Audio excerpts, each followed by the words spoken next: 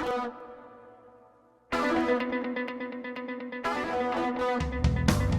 friends, it's 100 days today of Donaldus Maximus 2.0.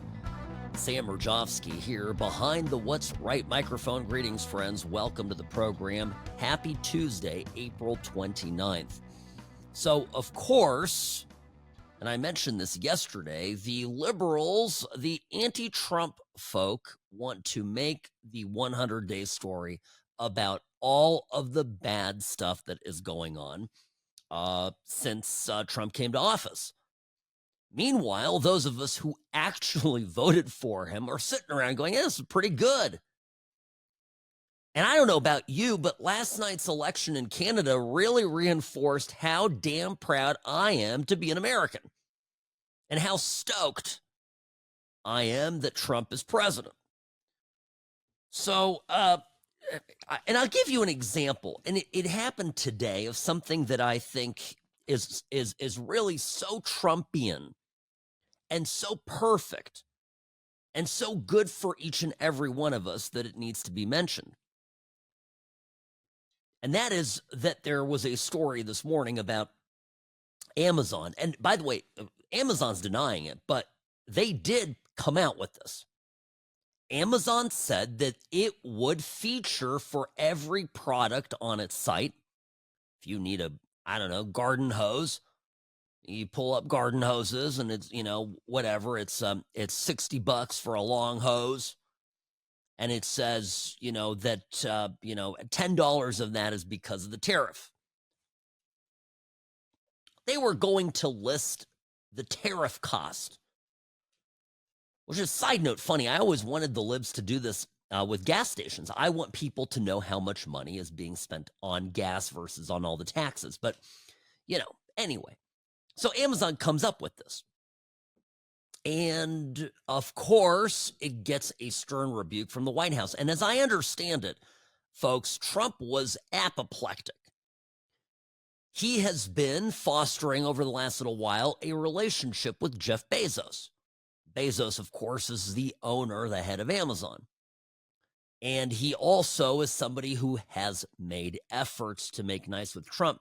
And Bezos, one of the people who came out even before the election to, I don't want to say be an outright Trump supporter, but he certainly came out with support for Trump before he was elected. So a little bit different from, say, a Mark Zuckerberg. But regardless, this tiff occurred, right? This thing happened. And Trump, and then I'm getting to the point here of what I'm saying I love about Trump, encapsulated in this, in this example, is Trump picked up the phone and he called Bezos. And wherever Bezos was, whether he was on his yacht somewhere in the Caribbean or at his office, doesn't matter. Calls Bezos up and says, what the F? Probably dropped the F word. Knowing Trump, I'm certain it happened. And Bezos backed down. Now, why is this important? Well, first of all, it demonstrates the extent to which Trump is hands-on in this administration. And I want Trump to be hands-on because my sense is that he can accomplish things with people that no underling can. And that includes people like Lutnick and Bessent. The second part of this shows that Trump understands keenly that we are in this fight, for example, with China. The tariff fight with China is half of it's mental. Who is going to crap their pants first? I don't want to be vulgar about this, but I guess you'd say who's going to blink first. But I mean, the fact remains, and nobody says this. Bessent finally comes out and says this. So important. China has more to lose. We are the deficit trading partner. We have the trade debt. They're the ones with the trade surplus. In a trade war, the person who has more trade going out than coming in gets it, right? Because their economy is relying on the goods. And yes, of course, we need things for our economy to work. But it's very different if the American public can't buy new tennis shoes for a few months versus China not being able to sell half of the volume of tennis shoes that they were used to, meaning that whole trickle down consequence is, cascading, parade of disaster for the Chinese economy. Worst case scenario, we can't consume something. Worst case scenario for them, they lose half their economy. So that's a very important point. I'm glad, by the way, Bessent said this. So anyway, Trump's able to get on the phone. He's able to do deals. For 4 years, Biden sat there dribbling drool out of the corner of his mouth, incompetent. It was a nursing home. And I don't want to keep beating this to death, but it's important, especially since the media continues their self-apology tour, mea culpa, but not really a mea culpa, because everywhere I turn, everybody goes, well, we're lied to. We're just these poor little unsuspecting journalists that walked around and we just no idea Biden was lying to us. And it matters because now we see what a robust, active, with it president is all about. And in a game of psychology with your opponent, we can't have an enemy from within, i.e., somebody like Bezos at Amazon helping the Chi-Coms with their propaganda against the American public in an effort to get an American president to reverse course and choose a policy direction that would benefit the Chinese.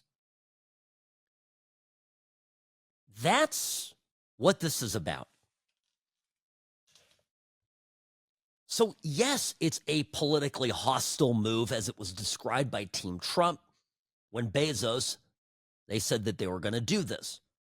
And yes, Bezos understood that in a trade war, in a politically charged situation like this with a sworn enemy of the U.S., I don't care what, nothing else to say about China. They view us as a country and an economy, politically and economically, to be conquered, okay?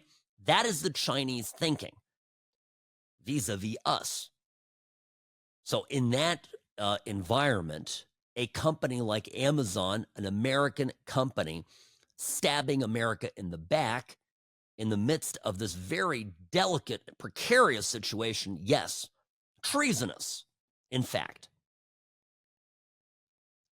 And the TDS people, Trump derangement syndrome afflicted, they all are crying about this. Now this is full fascism. See, full fascism. It's not full fascism. This is a once in a 100-year opportunity to reverse course and save our country. We got a lot riding on this. And if it's in fact true that Amazon hired a Chinese PR firm and were listening to them when they decided to do this, it just further underscores exactly how wily the Chinese are getting and how much they care. Trump ran on this tariff stuff. He ran on making trade fair. He ran on lowering taxes.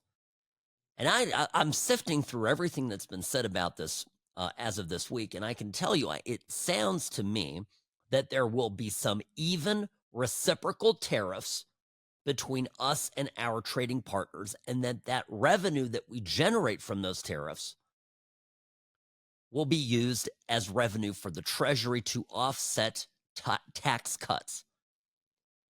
And so folks will be able to keep more of what they earn, and they may end up spending a lower percentage than their savings on some foreign-made products that do make it into the country, are tariffed at a 10%, let's say, rate. Costs will be probably passed down to the consumer at about 3 to 4%. But if it gives somebody an opportunity of having a 10 to 15% tax savings on their income and on other associated taxes, I think it's a win-win. And that is what the Democrats are not talking about. They won't acknowledge it. And it was one thing when Lutnick, who is known to be a little bit of a loose cannon, loose-lipped guy in the administration, was talking about it. But now we've got Bessent talking about it too. So, and Trump, by the way, Trump, I think, came out with a tweet recently where he said something to this effect. So the point is it's happening. It's going down. These are big moves. And I don't know. I think we're in good shape. So we'll go through this. I got it. The press conference this morning was spot on and a perfect note to set for the first 100 days. Sam Mirejovsky, News Talk 840 KXNT. The What's Right show is brought to you by Sam and Ash Injury Law. In a crash, call Sam and Ash 702-820-1234. Offices in California and Nevada, 702-820-1234. That's the main number, because you deserve what's right. I'm the best. Personal injury law has been the same for a long time. The best. Big egos, greed, and sleazy schemes. We've had enough. Welcome to Sam and Ash, the new standard for personal injury law, where things are done the right way, because you deserve a team that delivers real support and results. When you have both, your whole world can change. Sam and Ash Injury Law, because you deserve what's right. All right, friends, welcome back. Sam Mirejovsky here. sam@whatsrightshow.com is my email. By the way, I just got some news here. I'm going to be, looks like 7:15 Pacific time tonight. I'll be on Fox Live now to talk about Trump's first 100 days in a legal overview. So I look forward to joining. I think it's Austin Westfall there. So tune into that if you'd like to see me tonight. Okay. By the way, speaking of tonight, Trump is, let's see, 6 p.m. local time in Detroit doing a rally, his 100-day rally. This is in Warren, 13 miles north of Detroit. And by the way, I think, and I'm going to get to the tariff stuff. I have to mention this. One of the things that I anticipate is going to come up from Trump is a mention of his, of the possibility of a Trump third term. A Trump, you've heard this. By the way, we do, right? We made a clip of it. All the times Trump has said, "Oh, maybe I'm gonna run for a third term." Maybe, here's a little taste of it. I've raised a lot of money for the next race that I assume I can't use for myself, but I'm not 100% sure because I don't know. I think I'm not allowed to run again. I'm not sure. Am I allowed to run again, Mike? Should I run again? You tell me. There's your controversy right there. There's your controversy.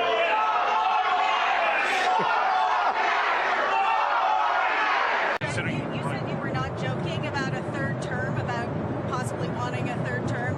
Does that mean you're not planning to leave office on January 20th? I'm not looking at that, but I'll tell you, I have had more people ask me to have a third term. I'm just telling you, I have had more people say, please run again.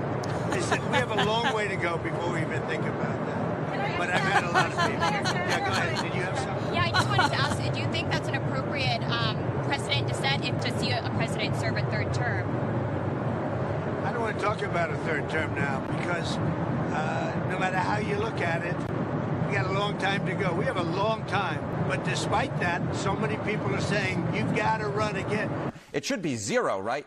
But it ain't trading at zero when it comes to Donald Trump. And in fact, the odds of him potentially winning the GOP nomination in 2028, they're going up. Look at this. On November 10th, it was 3%. Look at where it is now. It's 9%. And you might say 9% isn't that high, but it should be zero. This is a 1 in 10 chance that some folks are putting on it.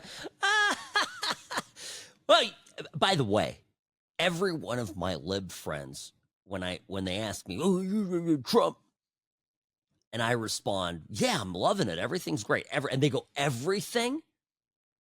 And then the thing that they almost bring up is this, I guess, refusal for Trump to turn down speculation that he's going to run for a third term.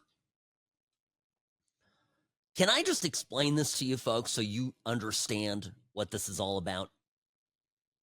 I don't think he's serious about it, but I think he wants to psych the Russians and the Chinese into believing that there is a possibility that he may be around for more than 3 and, some change years.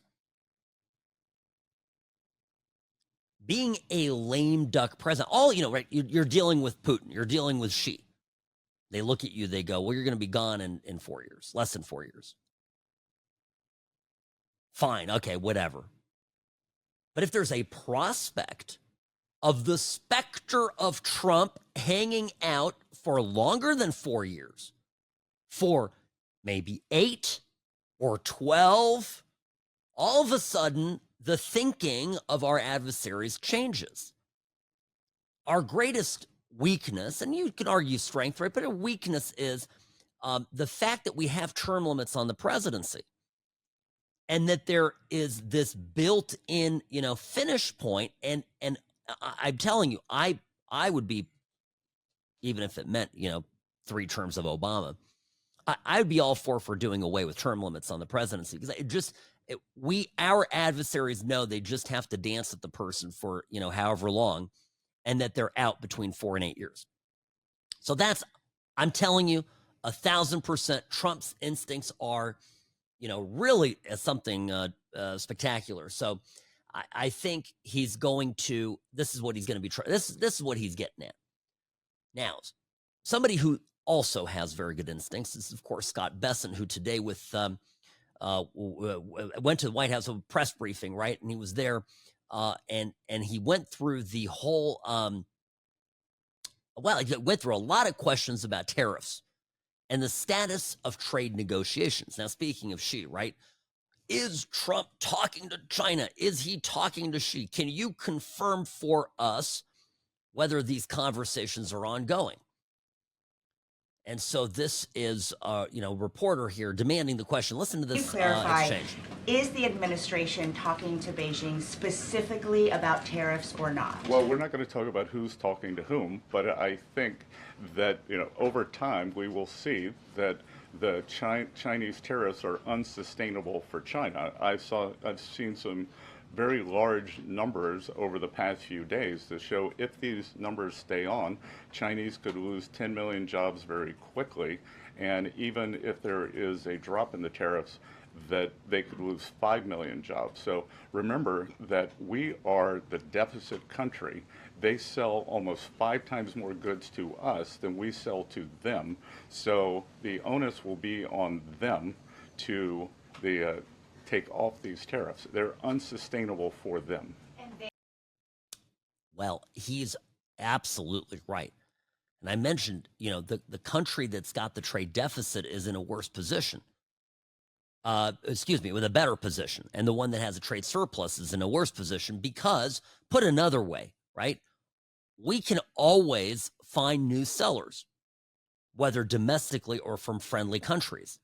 And China has to make up new buyers. Finding new buyers is always more difficult than finding new sellers. Where there is a demand, I can tell you this as a business person, like if there's a demand for a good, a service, whatever, that demand is going to be met. Somebody somewhere will want to profit and make money. But you can't create demand. I mean, the demand has to either be there or not. So this is what we're getting at. So when I come back, I'll take you through a few excellent parts of this press conference that happened.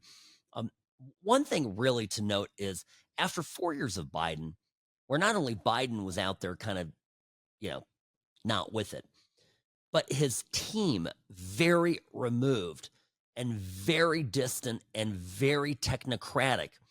You now have people involved in these core economic decisions that are really excellent, practical people like Scott Bessent. So, yeah, I think things are definitely going to be fine. Sam Mirejovsky, News Talk 840 KXNT. The What's Right show will be back in just a moment.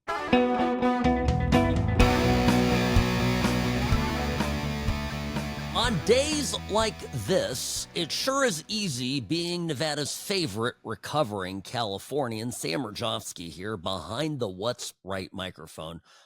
Greetings, friends. So I saw some news from California. Now, here in Nevada, this is our border to our immediate left.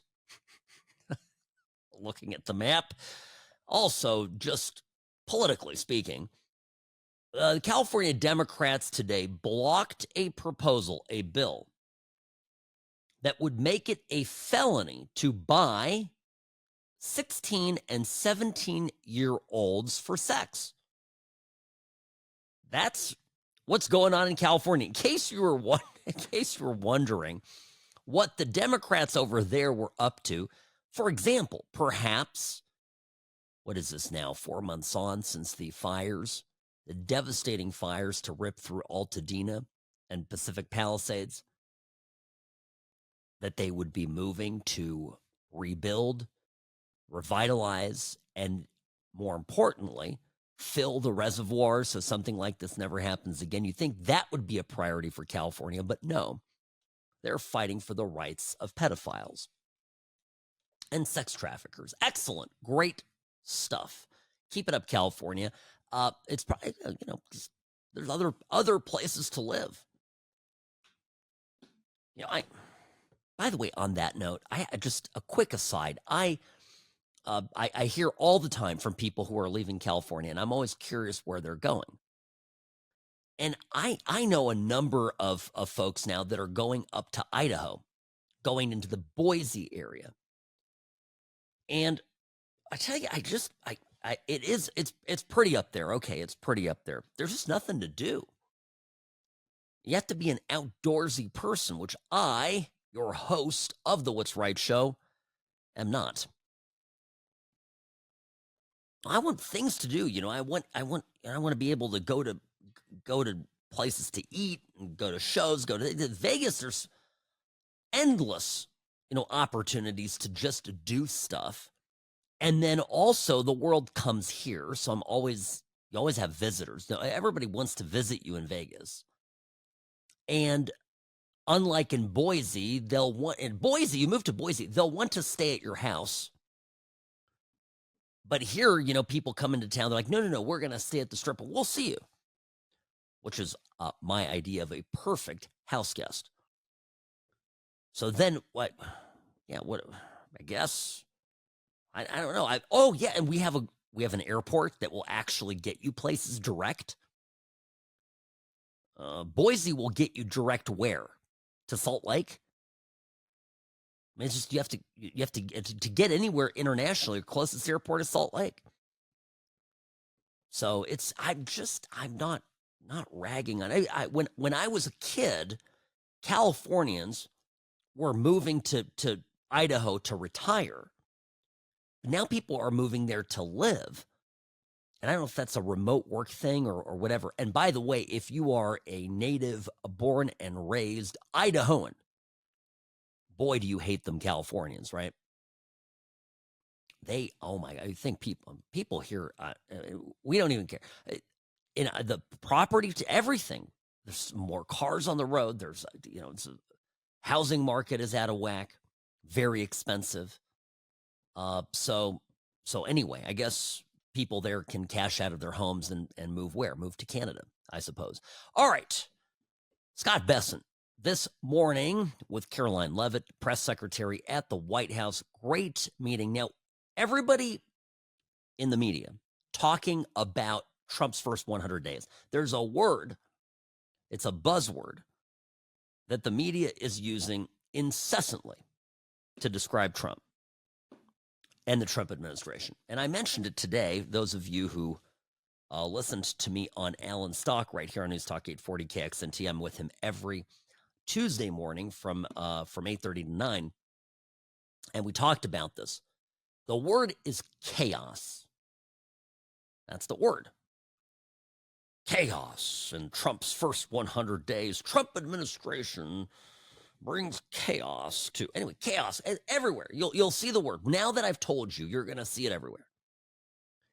And, you know, first, I mentioned this to Alan. I said, you know, all the ACLU lawyers and the commie pinko judges who are throwing obstacles in Trump's way are creating the chaos, and then the same people are complaining that Trump is chaotic. But some of this stuff related to, for example, renegotiating our trade agreements internationally, the chaos is by design. And Scott Bessent, I'm so happy that he mentioned this. So he got in it right after throwing cold water on the whole, you know, are you actually talking to China nonsense?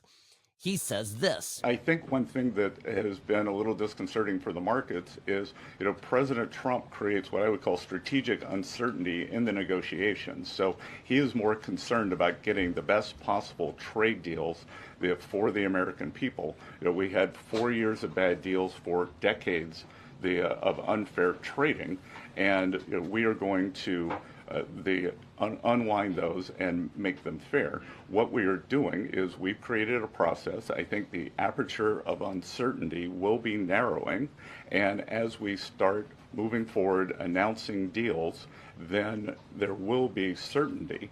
But you know, certainty is not necessarily a good thing in negotiating. Hey, how many? You know this because you listen to the show. You know, because I've told you, that you have to keep your opponent guessing. How many times have I sat here behind the What's Right microphone and told all of you that if you're a little bit crazy in a negotiation, you win, particularly when you are going up against an opponent who very much needs to have a deal struck, whatever the deal is. I mean, I know. I mean, look, in law, it's like this. If there's a lawyer who is your opponent and he's known for being a bit of a kamikaze, I'm going to give you an example.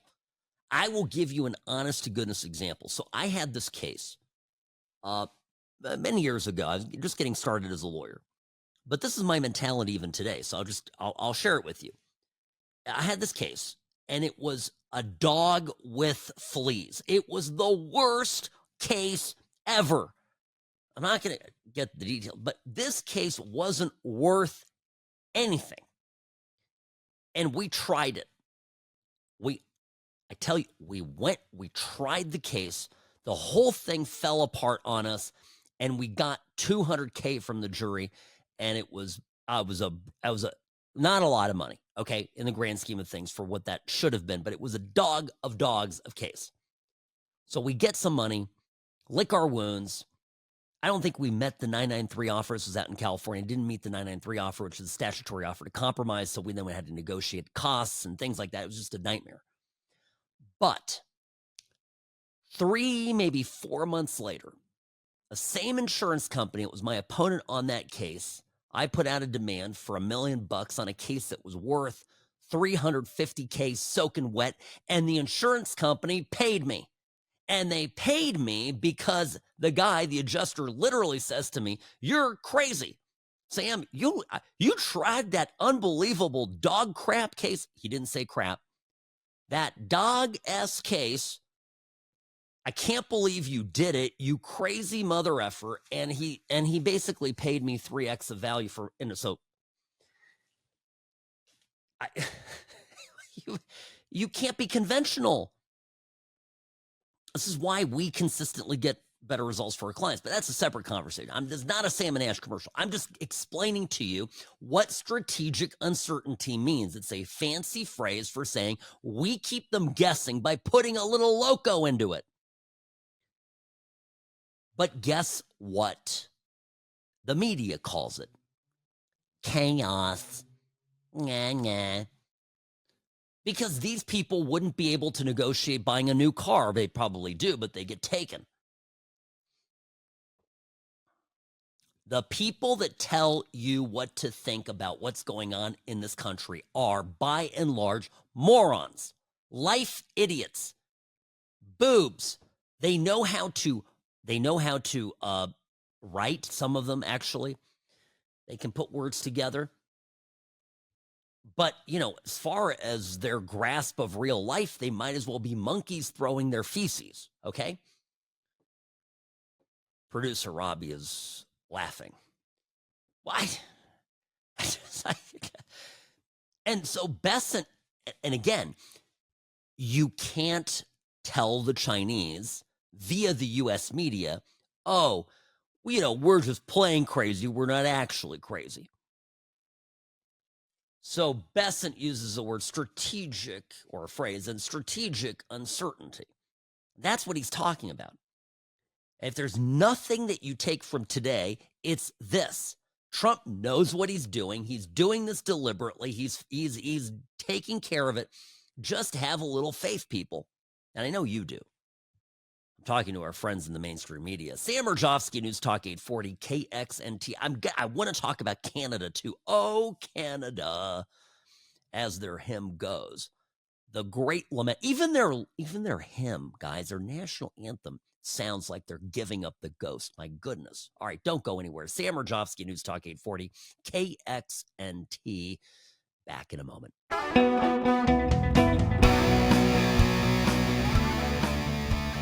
I don't follow the market every second of the day. I don't have, some trading screens up at my desk. Gosh, I'm a lawyer. I got a day job. I'm running a business and doing a daily radio show. What all do you want from me, people? Jeez.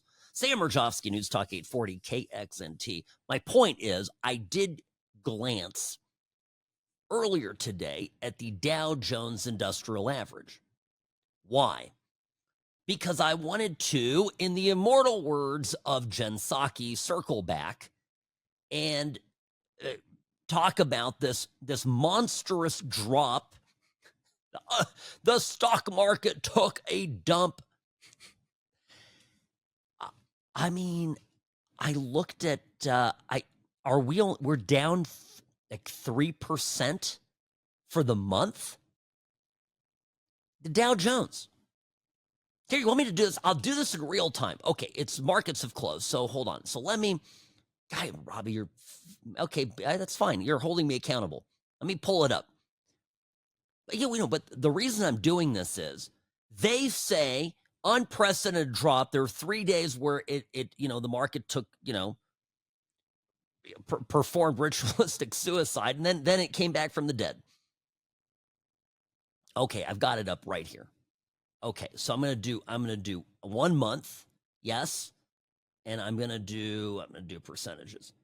Oh my, 3.8% down. That is it. I mean, things could still happen tomorrow. Could happen, but probably not. So it just a long-term view on this. By the way, conservatives, Benny Johnson, I'm going to call you at. By the way, that guy's a little weird. I've heard some funny stories about him. Conservative influencer.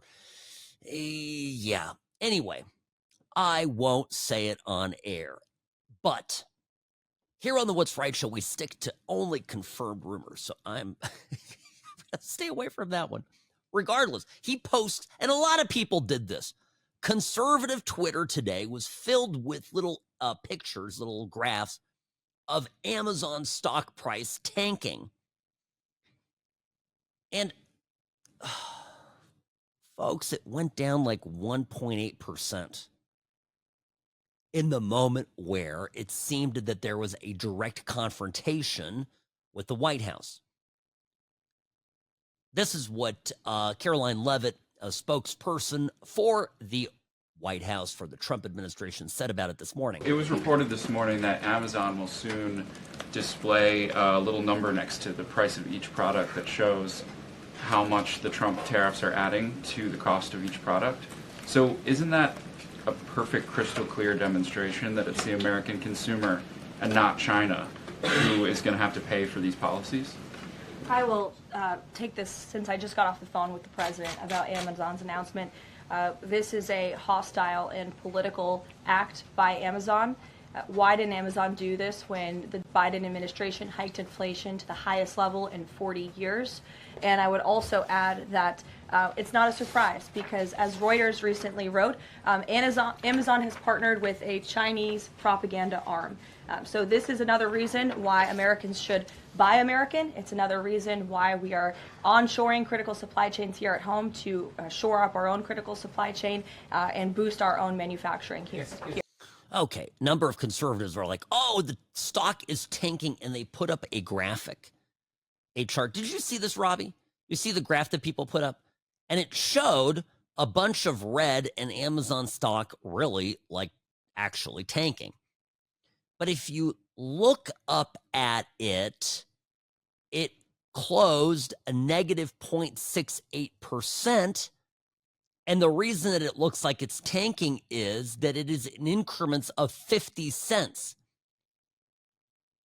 Let me explain this to those of you who don't put together graphs very often. It's okay. No, I understand. If you've got the X and the Y axis, so here the Y axis is the money, right? Goes up, goes down. If you have intervals that are really small, even the smallest of fluctuations, price fluctuations, for example, a few bucks out of a stock price that is worth $186 per share is going to seem really steep because you're spreading it out. It's like taking your stretchy pants, spreading them, expanding them, right? It's still the same pant, it's still the same material, but you're making it look bigger and longer because you get the point. Okay, so that's what happened here. And I hate this because it's the same stupid manipulation that the other side does. Don't play this game. And if you follow me on Twitter, you saw I posted up a graphic of the past 5 days. Amazon stock price up 1.15% at the time that I posted this 6 hours ago. And I have no doubt that Amazon will recover now that they have clarified in no uncertain terms that they're not doing this. And that's Trump's win, that he was able to get on the phone and talk to Bezos. I talked about this earlier. Huge, big, important thing for the president of the United States to talk to the top business leaders of America. Absolutely necessary. Also necessary that Amazon doesn't stab America in the back and do so at the bidding, what was said here, suspected by a Chinese firm, PR firm, that no doubt is an extension of the Chinese Communist government. But the point is, we shouldn't traffic as conservatives in this kind of misinformation. It's just not, it's not helpful. So shame on you, everybody that did that. Now I do. I'm gonna get to Canada. I'll do Canada at the top of the hour. I have so many thoughts. The result was as predicted. I'll put it that way. We predicted the result, and I also, believe it or not, Robbie, I actually want to say something about. Bill Belichick? Can I? Gosh, no, this is not a sports show. But Bill Belichick, of course, the famous coach who is dating a much younger woman right now. And there was an interview over the weekend that was very cringy, to say the least. So I will want to, I'm going to want to touch on that as well sometime next hour. But I tell you, the Canada thing, there are some takeaways for us here in the U.S. and some concerns, obviously, vis-a-vis China and some of our adversaries, but particularly China. So we've got to look at that. And then again, the fallout from the arrest of the Wisconsin judge. This still remains one of the best moves so far that Trump has made. So may take a few minutes to expand on that. All right, now let me just say something real fast.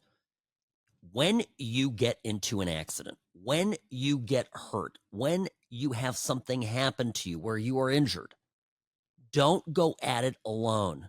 get advice at the very least. Talk to a lawyer. I've been saying this here on behalf of my firm, Sam & Ash Injury Law, for as long as I have been on air. It is very important that you get somebody who knows what they're doing to guide you through what you're going through. So it's simple. You call the number. It doesn't matter what state you're in. Sam & Ash Injury Law will give you some help. 702-820-1234. I'm not going to condescend you with an 800 number. Our main office here in Las Vegas, we have a satellite office in Newport Beach, California. We will help you. And it's very simple. Just give us a call. And don't wait. It doesn't get better with time. The sooner the better. Sam Mirejovsky, News Talk 840, because you deserve what's right.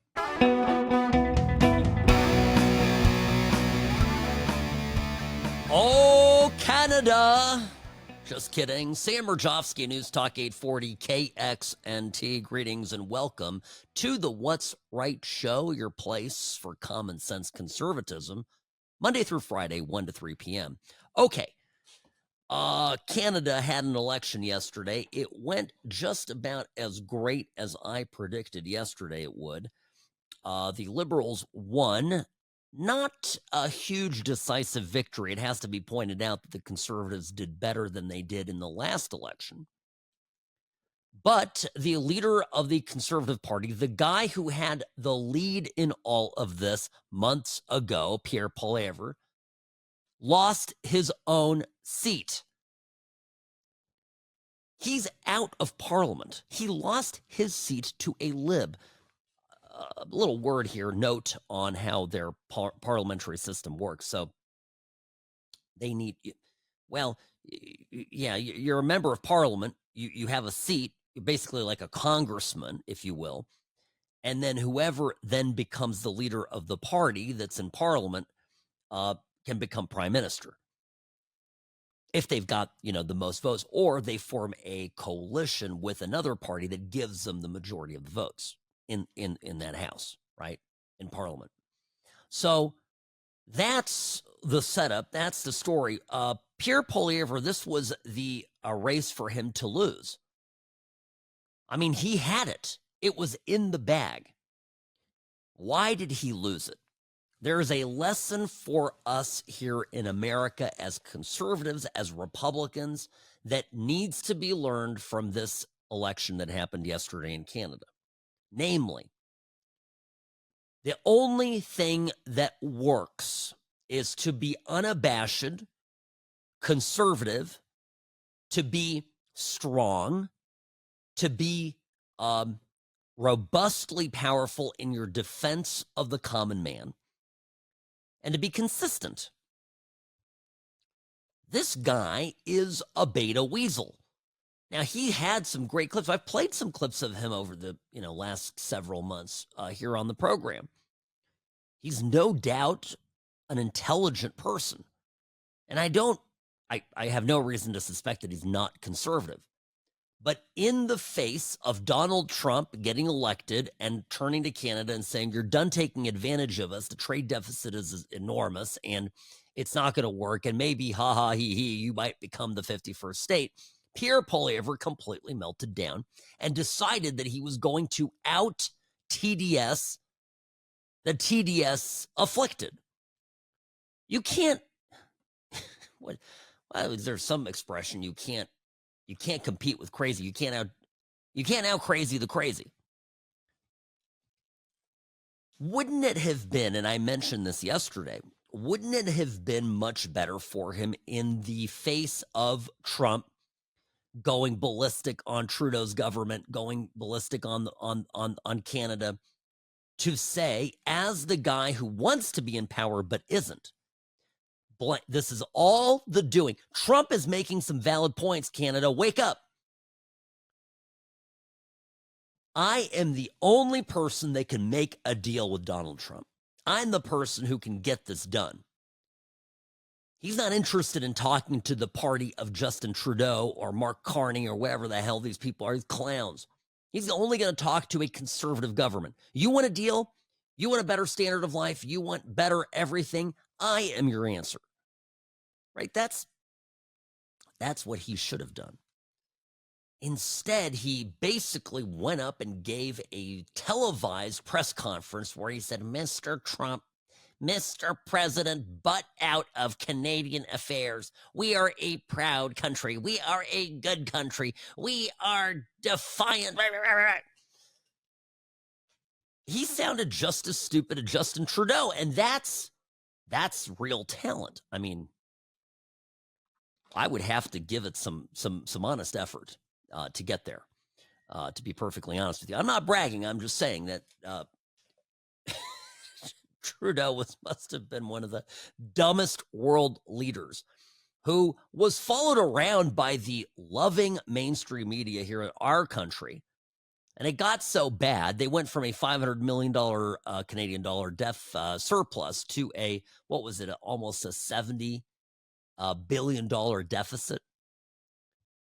And the Canadians, instead of pulling the ripcord on it and being done with it, doubled down.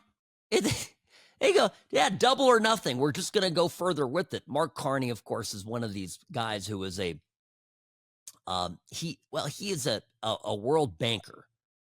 That's his background. And he believes in net zero. He believes that climate change, I just watched a video of him doing it. Climate change should be central to every business, banking, and political decision that Canada makes. What possibly could go wrong? By the way, Spain, Portugal, parts of France went dark yesterday. Why? It came out today. Well, they tore down a nuclear power plant. Maybe that wasn't a great idea. What else? Yeah, they had a blip. They had their green energy wasn't producing power. And it created a ripple through the electric grid that took it all out. And at one point, the entire grid for Portugal and Spain and parts of France went to zero. Nothing. Zilch. But by all means, net zero. Mark Carney is a clown. Mark Carney is a nothing burger. Mark Carney is a papier-mâché nothing. What's going to happen with Canada actually in some part scares me a little bit because I think it's ripe for the taking for China.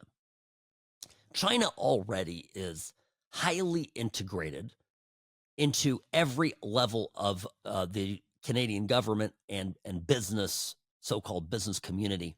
The Chinese are have been quietly taking Canada over now for the last 2-3 decades.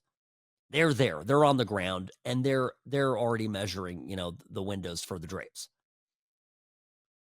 Now, at the very same time, I anticipate that because Canada needs the U.S. as a trading partner, after all, we're close, next door. I think that Canada is going to suffer economically in a way that it can't immediately be made up with a relationship, a increased from where it is relationship with China or any other country. So the Canadians are in for some real suffering. Now, when we come back, I'll play you a clip from Carney's speech last night about us. That's right. He put us in his mouth, and I don't think this is going to go well for Canada at all. But I also want to tell you there's a lot of discussion today about who the Canadians are. And I know that some of you out there listening are Canadian. My uncle lives in Canada, so I have a family in Canada. It's not a put down on everybody, but Canada is just genetically, something in it is different, DNA-wise, than we have here in America. And it's going to be a factor in what happens next. Mark my words. Sam Mirejovsky, News Talk 840 KXNT. The What's Right show is brought to you by Salmon Ash Injury Law, because you deserve what's right. The Salmon Ash team, they wanted me to have the best care. They had my interests at heart. I have an enormous amount of gratitude. I cannot say enough thank you.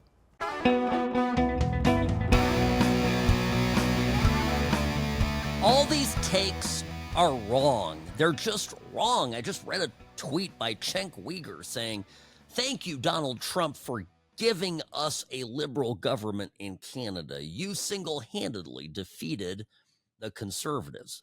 Not true. Sam Mirejovsky, News Talk 840, KXNT. The Canadians are different. Here's the new Canadian Prime Minister, Mark Carney, late Monday night, last night. This is his victory speech. By the way, he puts off serious vibes. Reminds me of Tim Walz. Him and his wife, they both look like the Walzes. Anyway, here's Carney last night. As I've been warning for months, America wants our land, our resources, our water, our country. Never. But these are not idle threats. President Trump is trying to break us so that America can own us. That will never ever happen. But we also must recognize the reality that our world has fundamentally changed.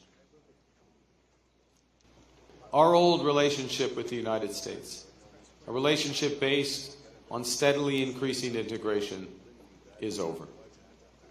The system of open global trade, anchored by the United States, a system that Canada has relied on since the Second World War, taken advantage of, a system that, while not perfect, has helped deliver prosperity for a country for decades, is over. These are tragedies, but it's also our new reality. We are over the shock of the American betrayal, but we should never forget the lessons. We have to look out for ourselves, and above all, we have to take care of each other. They're so done. So how is Canada going to take care of itself exactly?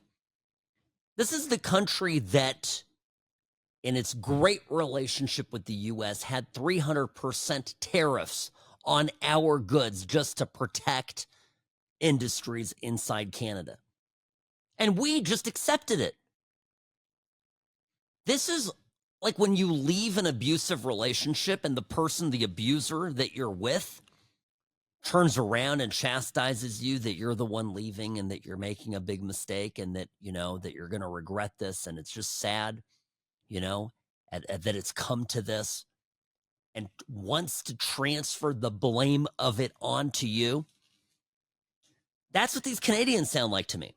Now, Canadians, you've got to understand this, folks, fundamentally different. Had a great talk with my dad last night, who, of course, was in Europe, behind the Eastern in Eastern Europe, behind the Iron Curtain, growing up in communist Czechoslovakia. And he, lifelong dream was singular focus to go to the United States. Now, he grew up, of course, certainly in Western Europe, it was like this too.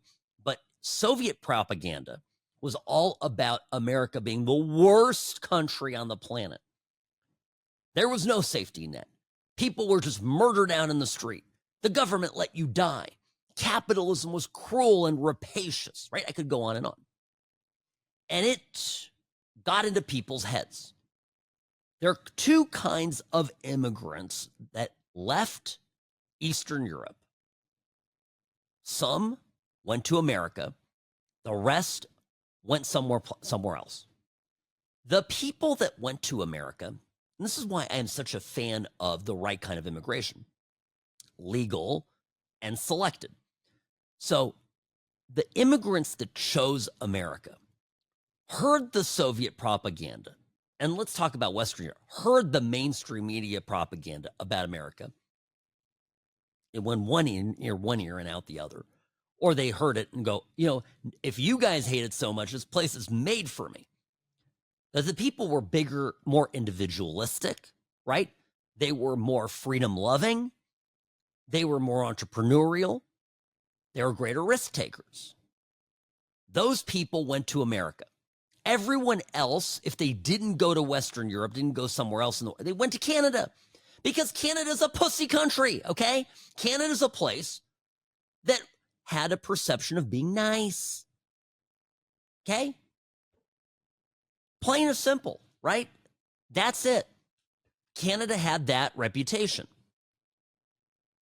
Now, I'm bringing this up because after decades of this going on, by the way, the immigrants that have come in the last few years are even worse. Absolute dim-witted fools, most of them. The people that couldn't sneak into the U.S. or couldn't come to the U.S. legally went to Canada. The people there are just, they're defective.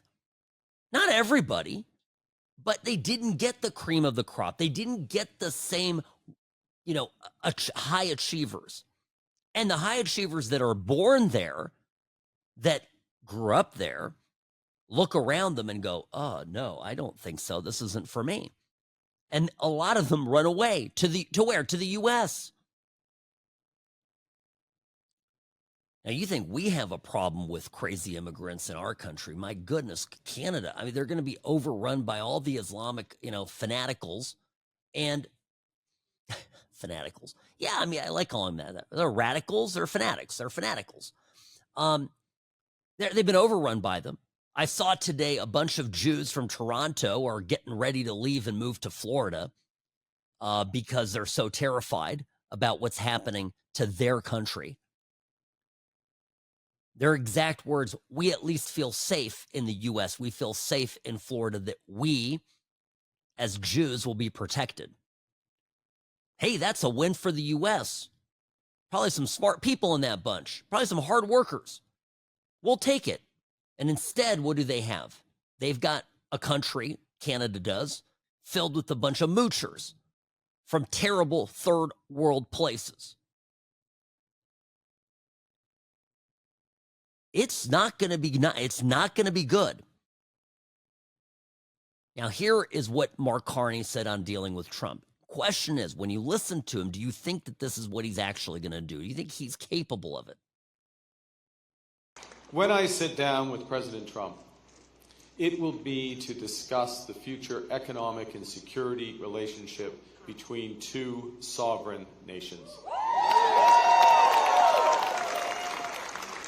And it will be with our full knowledge that we have many, many other options than the United States to build prosperity for all Canadians. We can give ourselves far more than the Americans can ever take away. But even given that, I want to be clear. The coming days and months will be challenging, and they will call for some sacrifices. But we will share those sacrifices by supporting our workers and our businesses. We are buying Canadian. We are exploring everything this country has to offer. We are supporting our friends and neighbors in the crosshairs of President Trump through a crisis that we did not create. United, we will win this trade war and build the strongest economy in the G7, an economy that works for everyone. Yeah, you think he can do that? In terms of number of people, Canada's tiny. I mean, we have states that have more people in this country than they have. And economies individually, states stronger than theirs. I think this whole thing is an absolute disaster. And talking to my friends that are in Canada, I mean, they're losing their minds. This is a disaster for them. By the way, here's a Canadian boomer who voted against Trump in the election. That's literally how she put it. She voted against Trump. Listen. I think who I voted for would be the best to take care of Trump. Because Trump is, I'm sorry to say, an ass, and he shouldn't even be president of the United States. But because he is, we need a strong person so that we could stand strong. Among people 60 and over, and this lady looks to be over 60, among people in Canada 60 and over, 45% of boomers, right? considered it was the most important thing. 45% the most important factors when deciding to vote, dealing with Donald Trump and the impact of his decisions. 11% of boomers thought making housing more affordable. 21% growing the economy. 21% improving health care. 38% reducing your cost of living. These people cared about only one thing, and that was dealing with Trump. And everything else came second, third, fourth, or even fifth. They have allowed Trump derangement syndrome to destroy their country, and we get to watch, but thankfully from afar. Sam Mirejovsky, be right back after this.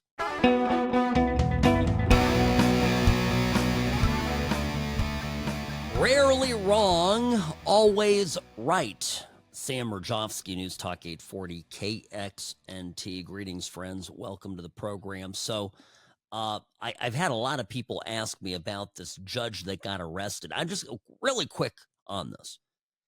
To me, this is the single best thing that Trump, that Tom Homan, that everybody could be doing. It's absolutely fantastic. I pulled up the arrest. I hadn't read this yesterday. I read the criminal complaint. There's an affidavit that is signed by a special agent from the FBI. This is someone who is in the Milwaukee field office, and he apparently is, she is assigned to White Collar Crimes Squad, which investigates public corruption. So I go through this thing, and it's every bit as bad as, Trump and Pam Bondi and everybody else says it is. So and remember, this is an affidavit. This is penalty of perjury, right? They got this is what it is. 2 charges: obstructing, impeding a proceeding, concealing an individual. Okay? 18 U.S.C. 1505 and 1071. Now, why is this the best thing that could be done? Because it has a chilling effect, just like all the libs are saying. The chilling effect is on any magistrate, judge, officer, or other leader of any sanctuary city, county, or state that has decided to circumvent federal law. Anytime anybody brings up the subject of Trump and immigration, you have to always bring up the question, why? When Democrats had Congress, House, and the Senate, and the presidency, this has happened a handful of times in my lifetime, why is it that they have not just legalized immigration into the country? Why don't they just pass a bill to do what they want to do? Why don't they do that? That's what I ask every single person who comes at me, typically very liberal, who comes at me with this, well, this is just not humane.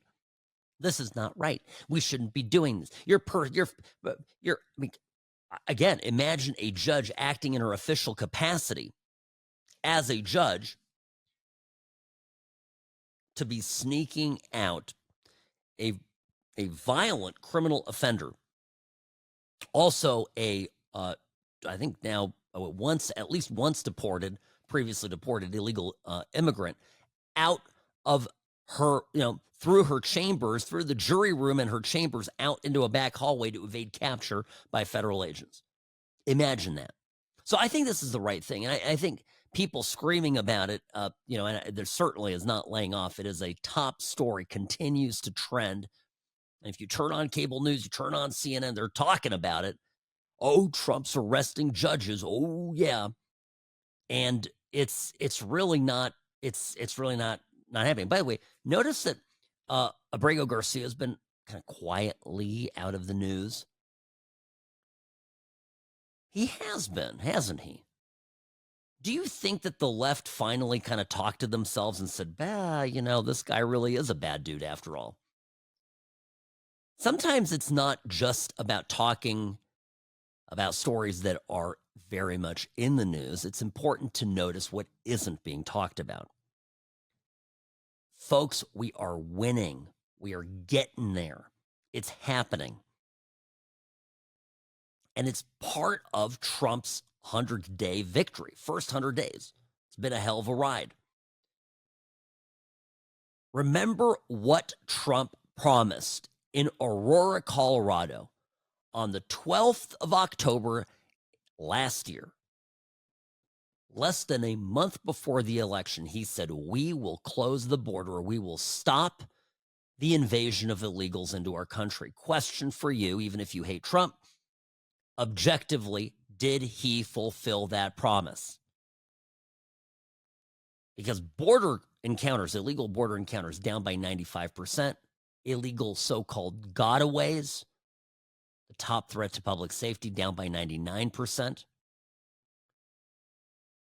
Trump made a promise the day before he became president that he will expel every single illegal alien gang member and migrant criminal operating on American soil, remove the savage gang trend to Aragua from the United States.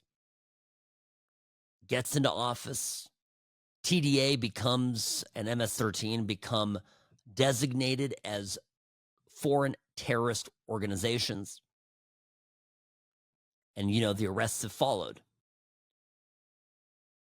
Over 150,000 illegal immigrants, aliens, more than 600 members of the vicious Tren de Aragua gang have been arrested. They need to get more. But it's crazy. Look, I mean, the New York Post reported just the other day that Trump's mass deportation rates have resulted in a 655% spike in arrests of terrorists roaming the U.S. They even got one of India's most wanted. They call him the Cobra. Just kidding. I made that up. This is all really good stuff. Trump promised to end the exploitation and trafficking of vulnerable women and children. He made that promise back in July of 23. The number of unaccompanied illegal immigrant children crossing the border reached an all-time low just last month. So I could go on and on. He promised to end catch and release. They immediately did it. They've arrested people at the border. They're arresting people in the country. One of the big promises was to deliver justice for every family whose loved one had been stolen. Laken Riley, Rachel Marin, Jocelyn Ngare, Kayla Hamilton. We've talked about these angel families who've lost their children, their loved ones, to the violence perpetrated by criminal illegal aliens. Trump signed the Laken Riley Act into law as his first legislative victory in the new administration. He promised to invoke the Alien Enemies Act. He did that. He promised that back in October of last year, before the election. Got elected. Voila, he invoked it. Enter the Supreme Court and every other deranged, crazy left-wing lawyer trying to stop him from using a legitimate law passed by Congress. Well, he's still handling it, okay? Promised to end all sanctuary cities. Made that promise in September of 24. He's just announced fresh executive orders to that end. I'll tell you, what about inflation? I mean, let's talk about the economy. I mean, this is just not, it's all immigration stuff. Prescription drug prices are down over 2%. Gasoline prices from the CPI, the Consumer Price Index, are down 7%. Energy prices are down 2%. The eggs, which I always told you was a fake deal, down about 50% since Trump took office, but, you know, still something. The most recent inflation numbers we have are from February. Smallest annual increase in core inflation over 4 years since March of 21. All the numbers came in below expectations. Things are slowly happening. Average hourly earnings for middle and low income workers are up 0.4%, up 1% for workers in manufacturing. That is to be expected given the trade issues that Trump has raised. Deregulation school choice, Doge, they've saved $430 billion. Okay? And Democrats are like, oh my gosh, Trump has cut $400+ billion from the economy. Oh my gosh. Oh, from these are jobs. And they're kind of inadvertently basically saying that, I mean, I understand they want to make it sound like it's a small number. It's not a small number. It's almost $500 billion. We have a $2 trillion deficit.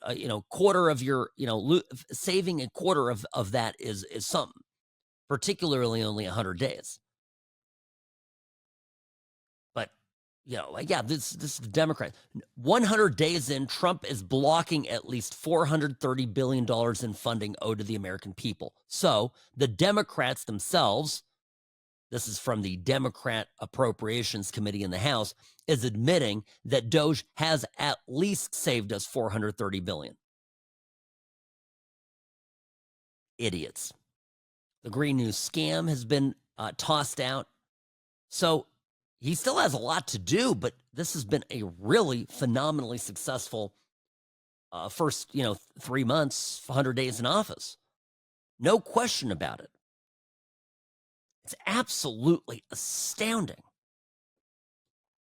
So, I'm telling you, when it comes to the arrest of that judge, a lot of people are, I see some conservatives going, it was a step too far. No, absolutely not. Do you think Trump cares?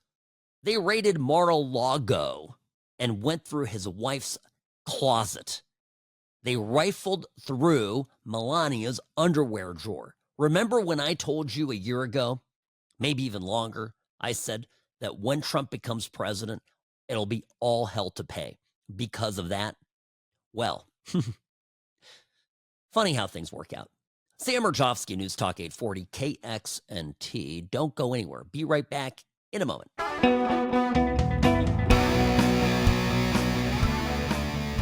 All right, friends, welcome back. Sam Mirejovsky here, News Talk 840, KXNT. All right, so I'm going to mention this. I just have a moment here. So Belichick, this is a guy. Bill Belichick, famous football coach. All right, many of you know who he is. He is, I think, I'm just going to call it, a little too old to be dating a 24-year-old gal. Her name is Jordan Hudson. But I'm a lit and let live kind of guy. That's my approach. I think it's a weird look. But anyway, did an interview over the weekend. And in this interview, the girlfriend was apparently in the room where the interview was taking place. And Belichick gets asked, how did you guys meet? Now, I don't know about you, but, when you are with someone socially, right? Wife, girlfriend, life partner, whatever it is, somebody asks you, how did you guys meet? It's a very common question. I mean, I don't know. I think, you're at if you're at an event somewhere and you start talking as couples and you get far enough along in the conversation, I mean, it's not an unusual question. I don't think it's rude. If I'm missing something, let me know, but I really don't. So this is a piece about Belichick. Belichick wrote a book. This is part about his life, So they're asking him questions, and a big thing going on in his life is that he's dating this 24-year-old hottie, so why not ask how they met? And she pipes in, no, we're not getting into that, and shuts it down. Now, I knew a lawyer once upon a time, Robbie, you knew him as well, who met his second wife on a dating site called Seeking Arrangements. And they came up with a lie. They said that they met in Italy. By the way, he was still married to his first wife at the time, so it was a little weird, all of it. They said they met at a gallery in Italy and just caught his eye, and they started talking, right? That was the official story. And, once kind of peel back some layers, we realized they met on this hooker site where young women will date men in exchange for some financial security, which I think if you're exchanging money for sex, it sounds like prostitution to me, but hey, call me old-fashioned. Anyway, but they came up with a story is my point. These two can't even come up with a story. They can't even cover it. So there is speculation, of course, that she was some kind of a sex worker or something like this, maybe the seeking arrangement deal. Now, a lot of people have been reaching out to me about this. What do you think, Sam? I don't. I just don't know enough about Bill Belichick, but I do know that there are more profoundly unhappy young women in our society than there ever have been. I think that these sites are terrible, terrible for the women that participate in this. Imagine trading a year or 2 or 4, maybe, of financial security, purses, travel, fun, haha, dating some old guy who you're probably not even attracted to, in exchange for what? Giving up happiness with a husband who's more age appropriate and can have a family with you, kids, right? Maturing as an adult, having the kind of responsibilities that make you a happy, productive person. I was talking to a gal that I know, a family friend who is, she's like 26, 27, and she is on all the dating apps. She's not doing any of that stuff, but she's on the dating apps, on, just meeting a lot of guys, dating a lot of guys. And she's telling me about how she's having the time of her life just being this, this very sexually active young woman and just finding herself, whatever the hell that means. And, she's kind of coming to me for some advice. And I said to her, well, when do you want to have kids? When do you want to have kids? She says, well, like 32. I said, okay. So 32, kids at 30, that's reasonable. How long do you want to be married before you have kids? Like 2 years, right? Married a year and then get pregnant sometime in the second year. Okay. So that's 30. Getting married at 30. How long do you think you're going to be engaged for? A year? That's 29. How long do you think you want to date somebody before you get engaged? A couple years? 3? Right?